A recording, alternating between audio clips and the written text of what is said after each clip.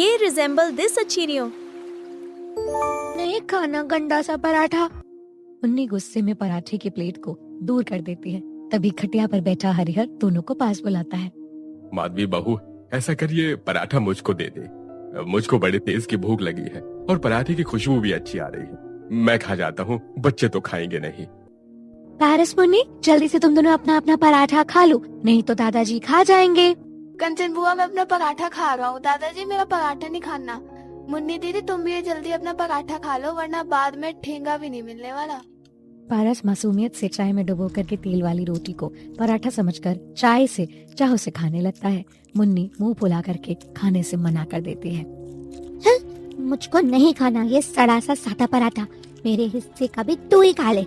पता है मेरी जितनी भी सहेली है, सबकी मम्मी उनको घी में चुपड़े हुए कभी पनीर, कभी आलू, गोभी, मटर के पराठे बनाकर देती है लंच में। हमारे घर में तो डेली के डेली बस गरीबों वाली दाल चावल रोटी सब्जी ही बनता है। उड़कुड़ाते हुए मुन्नी स्कूल बैग टांग कर अपने सामने रहने वाली अमीर पड़ोसी के दरवाजे के बाहर खड़ी हो जाती है। बारिश में घुलते हुए उनके घर में बन रहे मटर के पराठे की खुशबू मुन्नी की नाक में आती है। कितनी मस्त पराठों की खुशबू आ रही है। काश मैं भी अपनी बारिश में इस तरह के पराठे खा के एंजॉय कर पाती।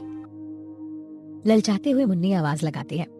पूजा, जल्दी से आ जाओ, लेट हो रहा है, स्कूल का गेट बंद हो जाएगा। बस बस बस बस मुन्नी, जस्ट अभी आई, 2 मिनट्स। पूजा हाथ में मटर के पराठे का रोल बनाकर खाते हुए बाहर आती है। पता है मैंने मटर के पराठे का ब्रेकफास्ट करा है। क्या सच में मटर के भी पराठे बनते हैं? मैंने तो कभी नहीं खाए।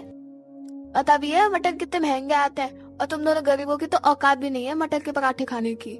रोहन पारस मुन्नी का खूब मजाक उड़ाता है। दोनों बच्चों की आंखों में आंसू आ जाते हैं, जिसे अपने कच्चे मकान की चौखट से खड़ा देखकर दिवाकर सुन लेता है।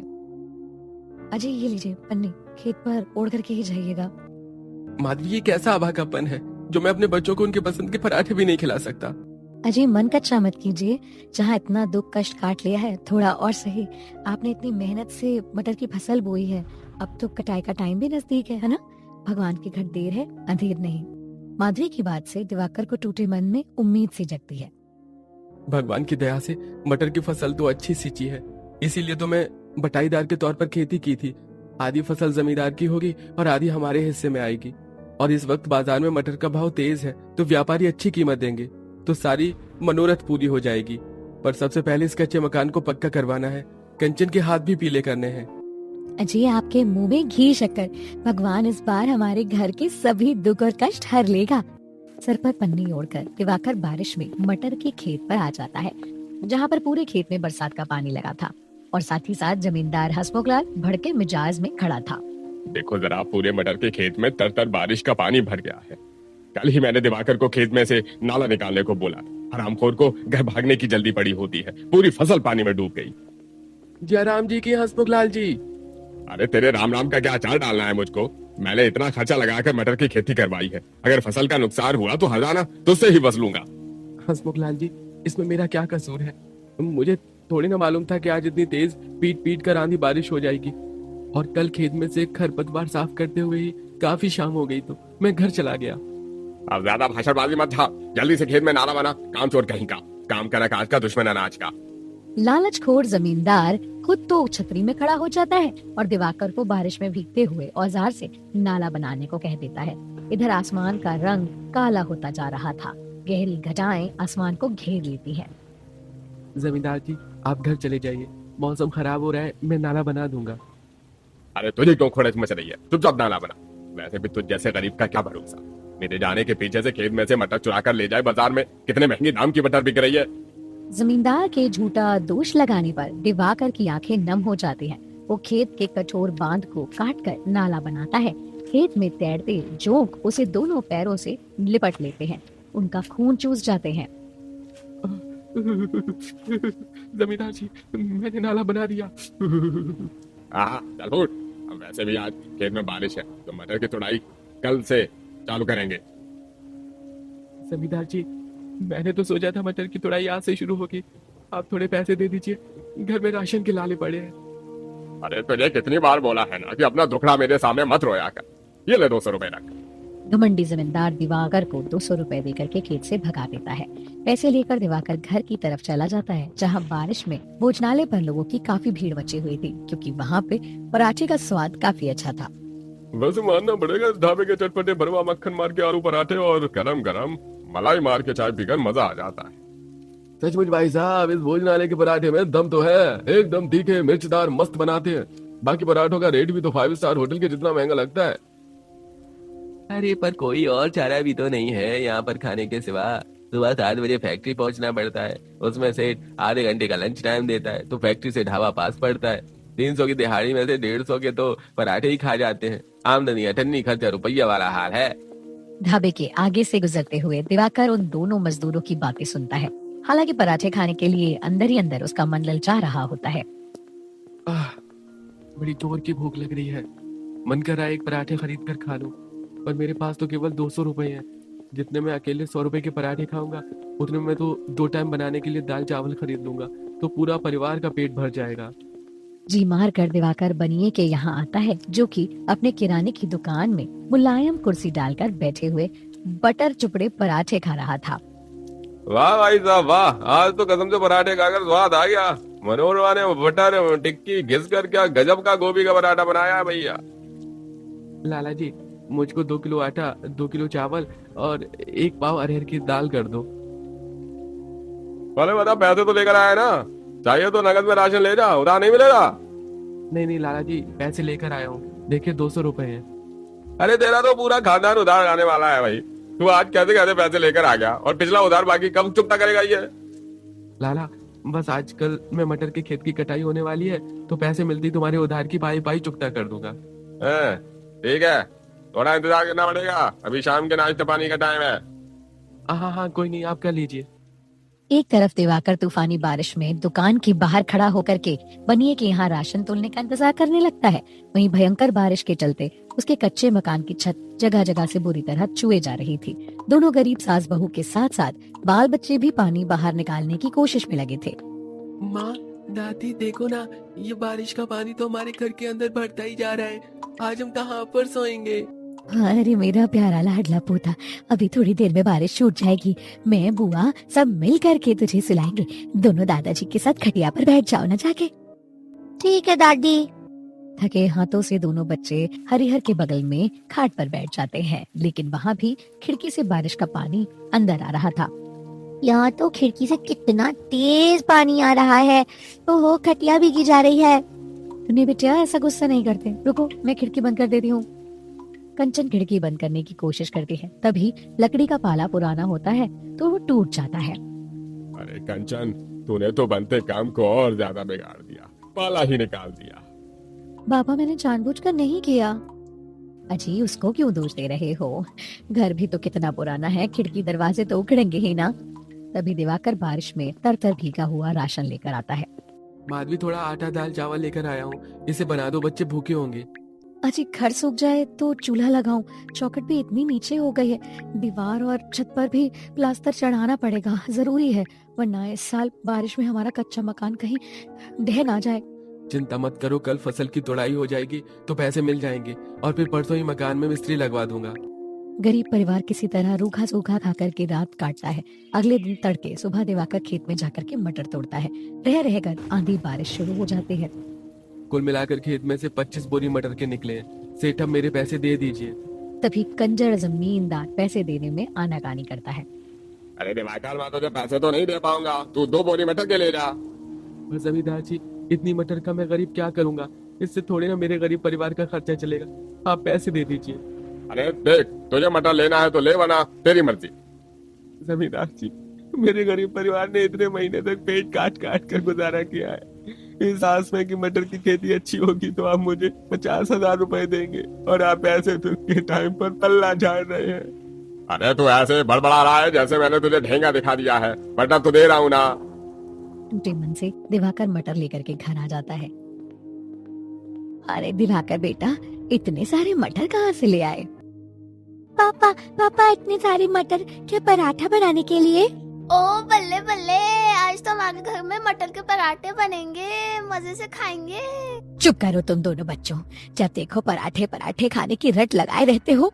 दोनों बच्चे सहम जाते हैं। दिवाकर फूट फूट कर रोने लगता है। माँ, उस मक्खर जमींदार ने मुझे पैसे नहीं दिए। मैंने इतनी मेहनत से खून पसीना लगाकर उसके खेत में मटर की सिंचाई की थी, पर उसने एक अठन्नी भी नहीं दी।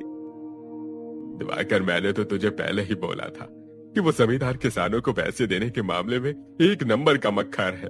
घर की सारी जरूरत तेरी कमाई पर निर्भर थी। कैसे गुजारा चलेगा बेटा?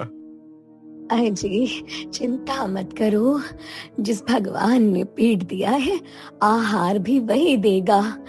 एक दरवाजा बंद किया है तो दूसरा जरूर खुलेगा। वैसे भी अभी सब्जी मंडी में मटर का भाव बहुत महंगा हो रखा है। कल से तू मटर की रेड़ी लगा ले और 2 बोरी मटर बेचकर पूंजी बन जाएगी तो सब्जी बेच लेना। शांति का मटर की रेड़ी लगाने का विचार दिवाकर को पसंद आता है। अगले दिन जब मटर की रेड़ी सजा करके वो बरसात में चलता है तो 4-5 किलो मटर के छिलके खराब हो जाते हैं। जितने का मटर बेचा नहीं उतने का नुकसान हो गया।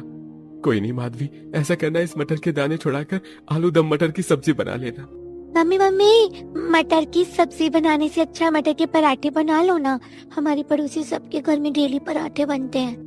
मुन्नी को मटर के पराठे खाने की फरमाइश करता देख के अब सबके मन में ललचाहट आ जाती है। हाँ बहू, आज मटर के भरवा पराठे ही बना ले। रोज रोज रोटी भात खाकर मेरा भी मन पक गया है। जी ठीक है, आज मैं सबके लिए मटर के पराठे बनाती हूँ। गरीब बहू ऐसा बोलकर सबका दिल तो रख लेती है, लेकिन मन ही मन में संकोच में पड़ जाती है। पराठे कैसे बनाऊंगी? न डालडा है न आटा है।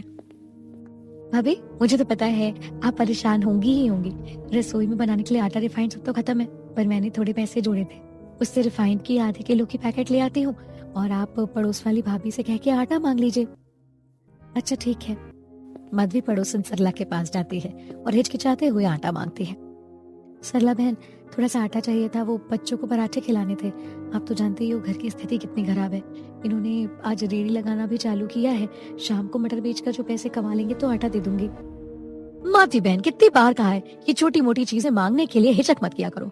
दुख के टाइम में एक पड़ोसी दूसरे के काम नहीं आएगा तो कौन आएगा भला? सरला आटा ला करके माधवी को दे देती है। माधवी आटा लेकर के घर आ जाती है। अब मटर उबालने के लिए चूल्हे पर चढ़ा करके नरम आटा गूंथ लेती है। जल्दी से नरम नरम आटा गूंथ लेती हूँ और फिर मटर का मसाला तैयार कर लूंगी। बहू, तू रहने दे, मैं मटर का चटपटा चोखा बना देती हूँ। मटर के पराठे में चटपटा मसाला ही खपता है, तभी स्वाद खिलकर आता है। आटा थोड़ी ना ढीला मारना। और हाँ, मटर के पराठे थोड़े फट जाते हैं बेलने में, इसलिए ध्यान रखना। जी माँ जी। एक तरफ गरीब बहू आटा गूंथती है, वहीं सास चटपटा मटर का मसाला तैयार करती हैं, जिसमें वो खड़ी मिर्च मसाले सिलबट्टे पर पीस करके डाल देती हैं। अब सास लोई तैयार करके मसाला भरती है और बहू नरम नरम मटर के पराठे बना करके सबको खिलाती है। और बाहर बूंदाबांदी जारी थी। मम्मी दादी, आपने क्या बेस्ट चटपटे मटर के पराठे बनाकर खिला दिए, मजा आ गया।